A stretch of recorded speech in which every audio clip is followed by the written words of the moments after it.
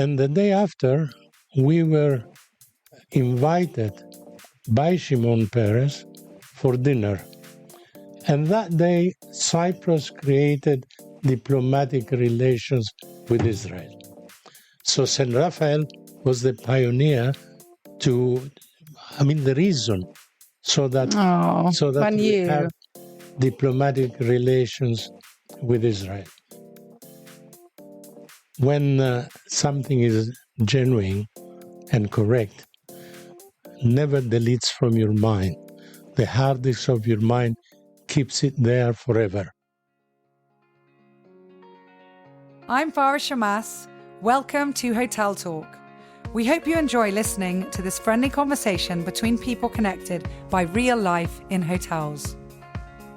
Well, today I have with us a very, very special guest, a great family friend, a great supporter, an ally of St Raphael Resort and especially St Raphael Marina right from the beginning, back in 1986 until now.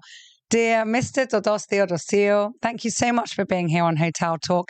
Totos is the founder and chairman of TOTOTHEO Maritime, and he's going to tell us a little bit about his long career and life in Limassol and everything that he's seen along the way, including a bit about us. So thank you so much, Mr. Totos, for being here. Thank you. It's a pleasure. So why don't we start with you introduce yourself. You say a little bit about you and what you do. I'm originally Palestinian. Wow. Born in Haifa. And you know what? I didn't know that. Yeah. I came to Cyprus in 1948. Actually. But 1 minute. Full Palestinian or like Greek? No, Greek. Greek. Yeah. Okay. Greek. My mother is from Rhodos Island. My father from a village further up from here. Okay. Kelagi. Oh, Kelagi, yeah. Kelagi. Where the ex-president was also. Yes. Yes. Yes, which we never gave him officially residential permit. We go into politics now. I love it. Wow, but you were born in Palestine. I was born in Haifa when it was Palestine under British rule. Okay. And 1st of April 1948, the British left and we were forced to leave and come to Cyprus since my father is a Cypriot. So we came here in Limassol. You were forced to leave or it was a decision of the family? It was put on to us by the British government. You know, we are leaving, so you better... So we had no choice but to come to another British territory, which it was Cyprus. Yeah. Wow, how fascinating. And I'm here ever since. Yeah. Okay, but you came to the fatherland, let's say. Correct. Yeah. Correct. Okay. And that was a decision of your parents. They wanted to go to a British colony. Why? Were they working for them or because you could have gone to Rhodes? No. My father used to work there in Shell Company. And when we came here in 1948, as a matter of fact, we bought a land here in Amathus, and we started the first factory producing lime, asbesti. Oh. I think the chimneys are still there. Wow, that's amazing. And so you moved to Limassol? We moved to Limassol. I went to elementary school in Limassol. I went to higher school in Limassol. And then I studied in England electronics. Interesting. Why electronics? It was my passion. Actually, my father wanted me to follow commercial, being an accountant. So I was forced to go to the Commercial Academy of Limassol, graduated as an accountant, fully licensed accountant. I said, I've done what you wanted here. Now I go my way. So I started learning electronics. I love that. You know, I hear so many family stories which are like this. I remember in Lebanon, it was a family friend. He had to become an engineer but he wanted to be a jeweler. So he said to his dad, okay, he went, he got the engineering degree. And then he said, here you go. I present it to you. Now it's time to do my thing. And he went and he was quite a successful jeweler. As a matter of fact, I was born in Haifa, and there was a very easy way from Haifa to Beirut, Lebanon. Few minutes. So they christened me in Lebanon. Oh, really? In Beirut. Wow. Oh, there you see, there's so many connections. City. You've been to Beirut. Of course. In Old City. There is an Orthodox church. Yes, there is. By the name of Nouriye. Nouriye. I know St George. Church. Yeah. In the middle of Soul Surso. Okay, yes, the main, yeah. That's why I've learned also Arabic philology. I speak fluently the Arabic. Amazing. Yeah. And do you remember Palestine? Oh, yeah. Yeah? Oh, it's amazing. Well, we're so sad with everything happening now. Yeah. It's a both crazy world. Exactly. Yeah. So, okay, how did you go from electronics then to maritime? And tell us a bit about TOTOTHEO Maritime Company, how it was established. Yeah. I started by being at the BBC radio station. Wow. Second person on this podcast on the BBC, yeah. I was on BBC. I was senior engineer operations. Okay. And set up the radio station at Ziggy. Wow. We had there, until recently, high frequency, broadcasting 28 different languages from there. Okay. And I didn't know that as well. Yeah. Opposite Vasiliko, that's where the farm with antennas and that was. And there was a need at the port in Cyprus to visit vessels and do radio survey on safety radio survey, which this is done once a year. And Columbia Ship Management, Scholler, came to me and he said, I need your help. I said, what? You come with me on a ship to do a radio survey. I said, what fruit is this? I knew nothing about it. He said, well, you come with me and you'll see. So we went together on board. We've done the survey. It was very easy. He said, now you know, from now onwards, you're on your own. So next day I started a small company with one girl. And now, of course, we are 110 employees. We grew up suddenly with a new development. And Mr. Heinrich Scholler came to you because you guys were friends? I mean, how did that happen? Yes, we had a boat at the Limassol Yacht Club. That was in 1975, because originally he was in Famagusta. And after the developments, Hanseatic came to Limassol. And he knew I was an electronic guy. And he said, you are the proper man to come and help me. So I did. How nice. And that's how we started. And the rest is history, as they say. Yes, yeah, correct. Amazing. Amazing. So we go from then your company in maritime to your connection with our lovely St Raphael Marina, which was, of course, Sheraton Marina back in 1986. In 1985, I bought a Carter 33 and yacht, sailing yacht. Yeah. And we had nowhere to place it, nowhere to put it. So we anchored outside Limassol Yacht Club. But when it was blowing, I was going to say, it's not sheltered there. It was terrible. Then I heard from, it was the commissioner at the time, Benjamin, yeah, that you were building a marina here, and we were so happy. We used to come and watch the construction going on. So my boat was the first one to come in, and the first one to go on the water or from the water to the land for maintenance. Yeah, he's the dry dock. That was in 1986. Mm-hmm. At the time, it was Andreas Christodoulidis, the manager, and you had a consultant, a British consultant guy by the name of Ray de Glanville. He used to live off Yermasoya Dam. And he was an old man, but he had experience from other marinas. So you employed him as a consultant for a few months. And he knew about Carter, that he should not put it direct on the tarmac, but 2 barrels, and then how to put it. I didn't know about it.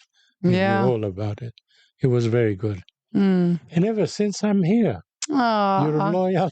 Imagine, it's 37 years. Yeah. I'm going to 38. And 25 years ago, we thought of having a nice club and having organized races, excursions, and that.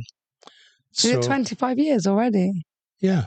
Wow. So I think more than that.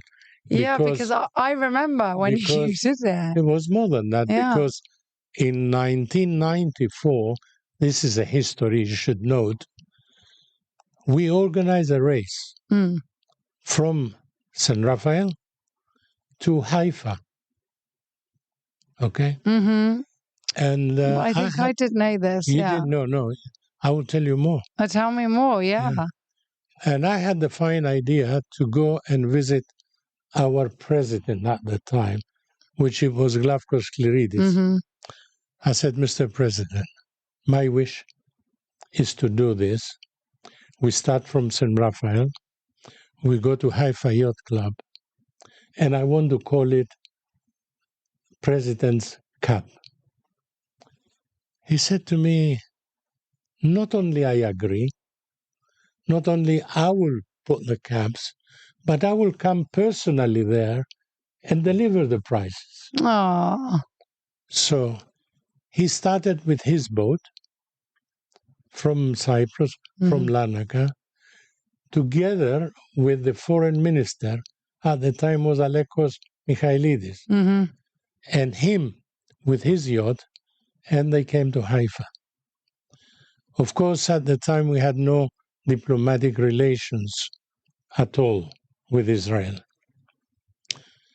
We our base to have the races was the Nautical College of Israel in Akko, next to Haifa, Akko. And we were put there. Fortunately, it was my boat first on the line. Wow. So I won the first prize. Pity, I didn't know. I would have brought it here. It's a very nice cap. Very big cap produced by late Glafkos Cleridis. Well, send us a picture. I will and we'll include it, I will bring the actual cup trophy to And there, after the first race, second race, and when we had the prize giving, they had no other alternative but Ezer Weizmann, the president, to come to Akko, where Cleridis was with us, and Alekos Michailidis, to give the caps. So he came. It was Shimon Peres, foreign minister.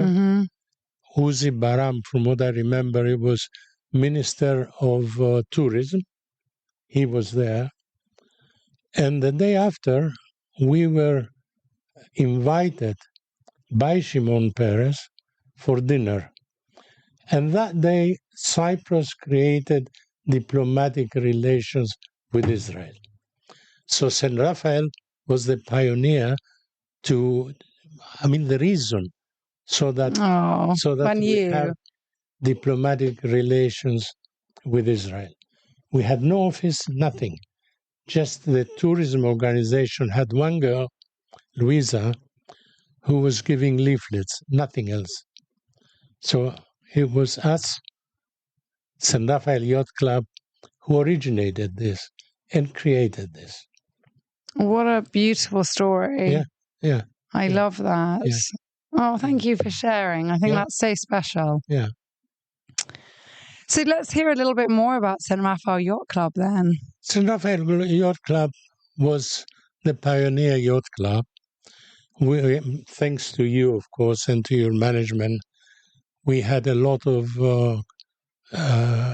races, a lot of things to, we cater also for the power boats. Mm-hmm. We had excursions from the Marina here to Ziggy and overnight staying. And with cooperation with the government, give us free space. And then with the restaurants outside, there were great events. Mm. Then we got involved with the now under Ministry of Shipping. Before it was the Minister of Public Works. Mm. And every time we used to have the Cyprus maritime, a day before, which it was Saturday always, we used to have a race. And all the foreigners used to come on our boats and take them from here to Ladies' Mile, anchor there, give them lunch, and come back. So we, as St Raphael Yacht Club, put a lot in shipping, in the ministry. Mm-hmm. And to the island. Yeah. Now, on the 16th of December, we're going to have another race, and we're going to invite the Under Minister of Shipping, you know her, Marina, to come and present the prizes. Amazing. Oh, that's so nice. And so where does your love of sailing and the sea come from? Well, my passion always been sailing, and sailed from St Raphael Yacht Club to Castellorizo, and then from there to Rhodos, Simi, all the way. Yeah, stunning islands, yeah. Joined some races there. At the moment, my position in the international field is I'm president of 10 countries, which is France, Italy, Greece, Turkey is under me, Israel, Malta, San Marino, Monaco, and Israel. For the, you mean for the yacht club? International field. Yeah. So we are presiding over 10 countries. That's why last week I was in Malaga for the preparations of the Olympic Games in 2024, which will take place in Marseille. So this is your passion? My life and passion, yes. Like my great hobby. Your great hobby. I love that. So you have family? Yes. And your son is the CEO now, isn't he? My son is CEO of the company. He actually runs the day-to-day operation. I'm just the chairman. Not just, but yeah. Still an important role. Yeah. My daughter used to work in the company. After she got married with 3 big sons, she had to look after the family.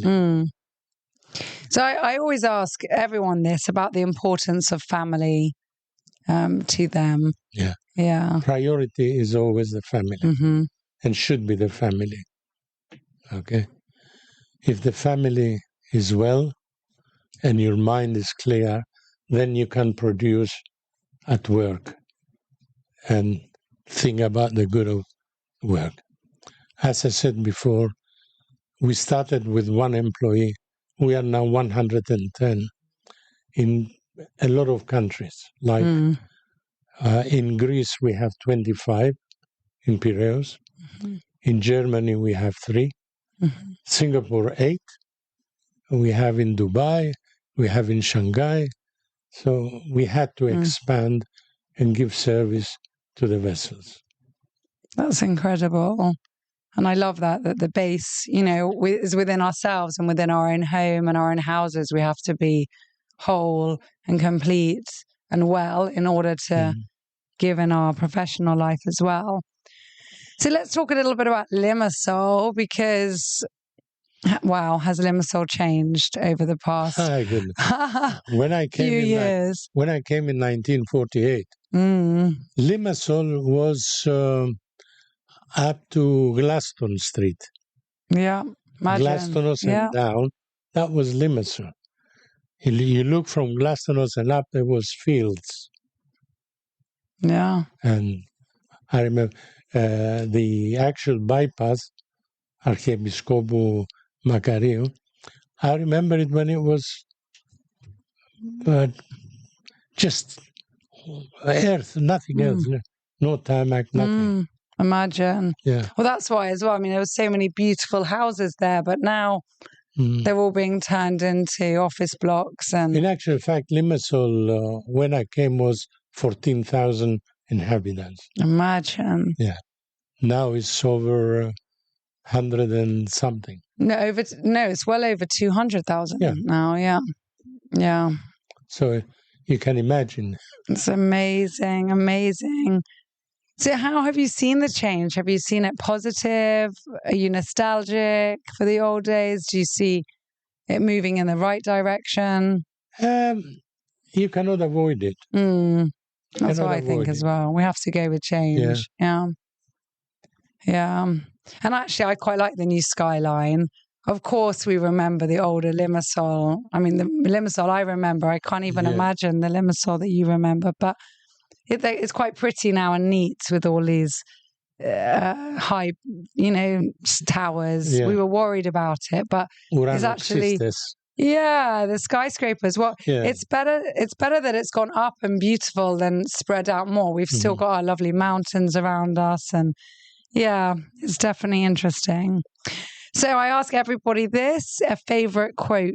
Is there a favorite saying or favorite quote, something you maybe always told your children or that your parents told you? Or I remember something from my grandfather. My grandfather was the Mukhtar of Kellaki. Oh, wow. Yeah.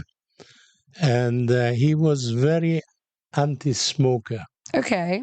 For that time, which was very strange. And he said to me, I will give you one advice. Don't touch cigarette. I said, why, grandfather? Because το τσιγάρο είναι φόρος ανοησίας. You understand me? It's, I think. It's tax of craziness. Yeah. The cigarette is the tax of craziness. Yeah. Don't touch it, he said to me. No. That's so interesting. I'm trying to no good unpack for your that. health, no good for your pocket. Yeah. Wise words. Did you listen? You listened? You never smoked? No, never smoked. Wow. And your I children? pass this on to my children. Unfortunately, my son smokes this electronic thing. I know, so many people now. Yeah. No, I don't touch it. Yeah, well done you. Okay, so bonus question. I don't know what it's going to be. It's from our team. This one actually might be from someone who's previously been on Hotel Talk. When we had our 1-year party, we let previous guests write some questions. And this is from Konstantinos, who works at City of Dreams. And he's asked, I love it, Batman or Superman? What would you choose, Batman or Superman? Who's your favorite? Superman. You said it without a hesitation. Definitely Superman. Why Superman? Well, when I was a kid, I was always watching Superman. Yeah. And all his achievements. And all his achievements with Christopher Reeves as well. And yeah, amazing. Oh, what a nice way to end. Toto, thank you so much for everything. Thank you. For all your time and love and attention and care towards St Raphael, our family, our business. I consider the family, the St Raphael, my home. Oh, it is. Yeah. Really, it is. Since 1986.